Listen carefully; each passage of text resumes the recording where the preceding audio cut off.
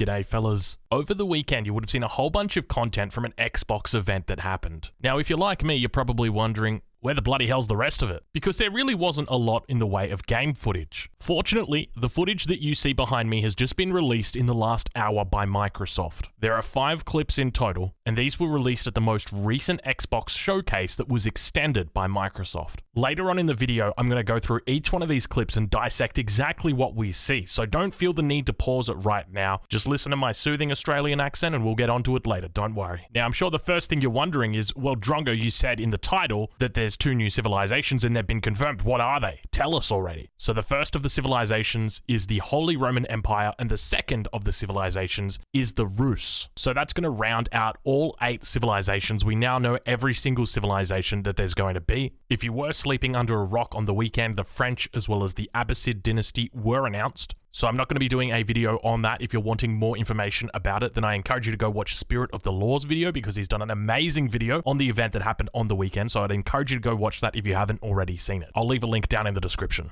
So in addition to the new civilizations being confirmed, they also confirmed the 2 final campaigns, which are going to be the Mongol Empire and Rise of Moscow. Alright, so that's essentially it. Let's get into breaking down these clips and really dive deep into exactly what we see. So this is the very first look at water combat that we're going to be seeing with Age of Empires 4 in the actual in-game engine. So in this clip, we've got 4 different boats. Now, we can only identify the names of 2 of these boats, but we know that there's 4 boats, and I'll explain to you how. So the first 2 boats are clicked on. Those are the attack ship and the warship. Now, keep in mind, those are the classes or descriptions of the units and not the actual names of the units. The names are the Hulk and the Carrack. Now, I'm hesitant to commit to the actual names for these warships because, as with most warships, I'm suspecting that they've each got individual names and that's not actually what they're called. Now, the attack ship is towards the top of the image, and we can see that it attacks from the side, like a broadside attack. The second ship that's clicked on is the warship. It's a much larger ship that also does a broadside attack. One of the things to note is that these ships also appear to have a very large arc of fire, which is very clearly represented on the UI. What this actually means, I'm not too sure, because we can see that as the ships are retargeted, their arc changes as their new target is locked on. So whether this is some indication of potential collateral damage that may occur with any sort of broadside attack, or perhaps you'll be able to switch targets very quickly within this arc and avoid any sort of turn rate penalty. The third ship that we come across is the transport ship. We can tell that this is a transport ship very simply because of the 16/16 that we see above its head, indicating that it's got troops inside. We can also see on the UI that there are indeed troops inside, so there are no doubts about these being a transport ship. Now, the fourth and final ship is a slightly different ship. It is an attack ship. We don't actually learn what it's called because while it's clicked on, there's actually 2 ships that are clicked on at the same time and the name isn't shown to us, but we can see that it attacks from the front instead of from the side. We can also see in the UI that it is grouped separately when it's selected with the initial attack ship. So naturally, this leads me to believe that if there are transport ships, then it's highly likely other ships aren't actually going to be able to transport units. Now, people from the Age of Empires 2 universe might be used to this, but us people from the Age of Empires 3 universe, we're used to our fishing boats transporting even the largest of armies. Surprise, motherfucker! So that's something we're going to have to get used to. So now let's move on to the second clip. The second clip has got a lot more artillery than what we've ever seen before, as well as I think the first in-game look at the unpacking and packing back up animation for artillery. So you probably know what I'm talking about. It's those golden silhouettes that you sometimes see moving around. They were seen in the initial gameplay trailer, but people thought that they might actually just be there to demonstrate that there was something happening in the process and that it wasn't actually going to be part of the game. Well, it now does seem that it is indeed part of the game. So I know that there were definitely 2 schools of thought when it came to how artillery should be dealt with, whether it should be manned or unmanned artillery. And it almost seems like they've taken a little bit of a compromise from both of them and said, well, you know what? We're not going to man them, but we're just going to have the ghosts of the past man them instead. So in this clip, we've got 3 different weapons that we're going to be talking about. The first is the trebuchet, the second one is the Rebaldequin, and the third one is the cannon. So the Rebaldequin, or the organ gun, as it's known by, most commonly associated with the Portuguese, is an anti-infantry gun. We can see that it fires all of its barrels almost at the exact same time. We can suspect that this doesn't have a lot of siege damage when compared to something like the cannon or the trebuchet, which we also do see in this clip. We don't actually see the cannon fire particularly far, just firing at the cavalry that's just in front of it, but we do see the trebuchet firing quite a long shot, essentially a 3-pointer. Taking out the mining camp all the way from downtown. So it definitely appears to have quite a long range. It appears to be a longer range than the cannon. One of the things that excites me most about this clip is actually the longbows, because we get to see them used in an environment where they get to continue reloading and reloading over again and see them reacquiring targets.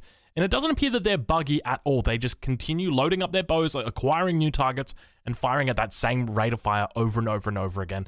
So really great to see that they've worked this one out, because I tell you what, coming from Age of Empires 3, longbows, they're just a nightmare. All right, so now we move on to the third clip. So we've got a battle scene which is unfolding between the Abbasid dynasty and what appears to be the Mongols. So for me, the most important part of this clip is the sacred site that they're fighting over. If we take a look on the minimap, we can see a whole bunch of stuff that's going on. I've really got no clue what is actually going on the minimap.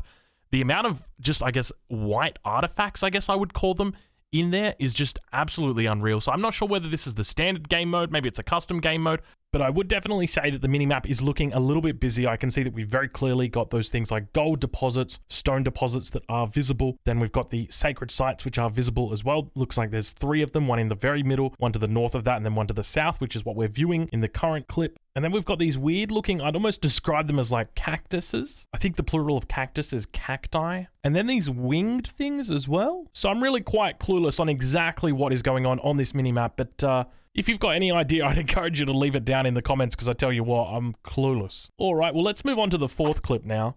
So this clip is quite a short one, but there's actually a huge amount of information to talk about in here. So the first thing that you'll notice is this golden animation. Now, it appears to be going over the left side of the building, which to me indicates that a new wing has just been completed. If you're not sure what I'm talking about, let me explain.